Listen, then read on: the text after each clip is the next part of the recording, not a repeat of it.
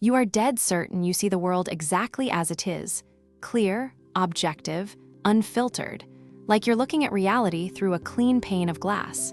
And you're just as certain that anyone who disagrees with you must be missing information, twisting the truth, or lying to themselves, because how else could they possibly land somewhere so different from the obvious truth you're looking at? Here's the catch. The person arguing with you feels the exact same way about you, right now, in this exact conversation. Think about the last time you argued with a family member over politics at Thanksgiving dinner and walked away thinking, how do they not see this? It's right there. Or a coworker pushed back on your idea in a meeting, calmly, with reasons, and your gut reaction wasn't interesting, maybe they know something I don't.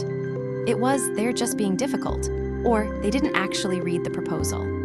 Or you and your partner fought about something small, like how to load a dishwasher or split chores, and you were both completely convinced you were the reasonable one, and they were the one being irrational and stubborn. That feeling that you're standing on solid, objective ground, and everyone who disagrees must be biased, uninformed, or dishonest, has a name. It's called naive realism, identified by Stanford social psychologist Lee Ross in the early 1990s, building on work with researcher Andrew Ward. It's the quieter, sneakier cousin of the Dunning-Kruger effect. Dunning-Kruger is, I don't know how little I know. Naive realism is worse in a way, because it doesn't feel like ignorance at all, it feels like clarity. I'm so obviously seeing reality straight that your different view must mean something is broken in you. In 1985, Ross teamed up with researchers Robert Vallone and Mark Lepper to run an experiment that's become one of the most cited studies in social psychology for exactly this reason. They showed pro-Israel and pro-Arab students the exact same television news footage covering the 1982 Beirut massacre. Same clips, same reporter's script, same broadcast, frame for frame, no edits. Then they asked each group to rate how biased and unfair the coverage was, toward whom and by how much. Both groups had watched literally identical footage. Both groups swore the media was biased against them. Pro-Israel students pointed to specific moments and said, clearly, this favors the Arab narrative.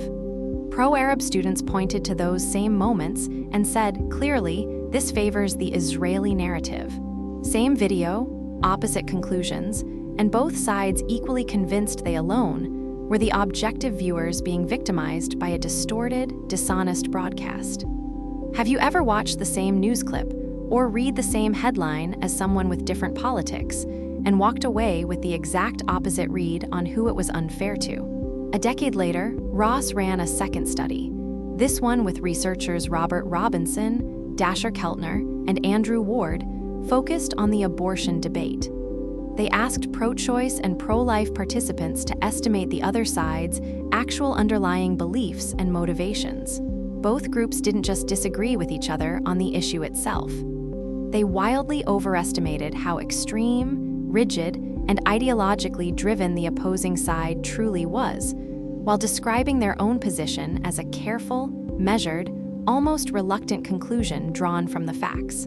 Each side thought their own confidence came from clear thinking and honest evidence.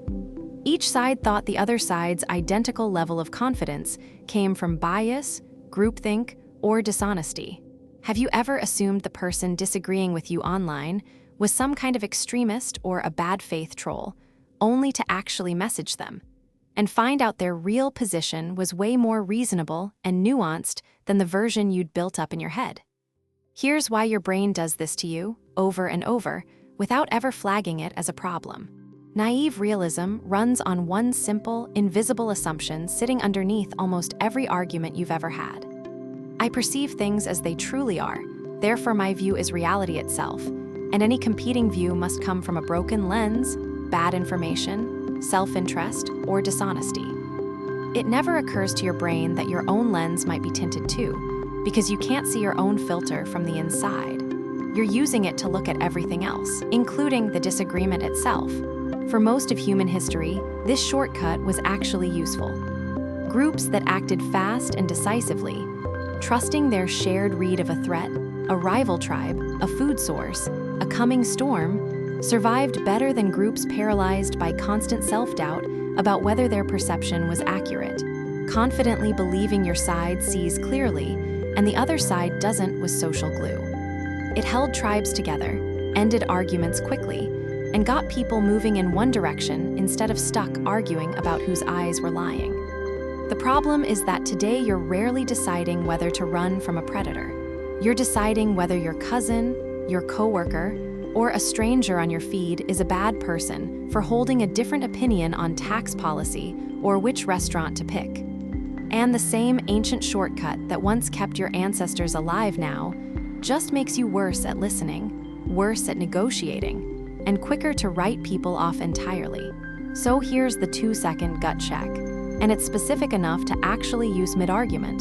The next time you feel that familiar flash of they must be biased, uninformed, or lying, stop and ask yourself one exact question instead.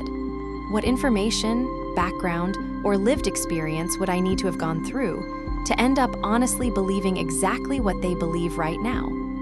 That question doesn't require you to agree with them, and it doesn't require you to back down. It just forces your brain to admit there's a plausible path to their view that isn't stupidity or malice. And that crack is usually all it takes to keep naive realism from sealing the argument shut before it even starts.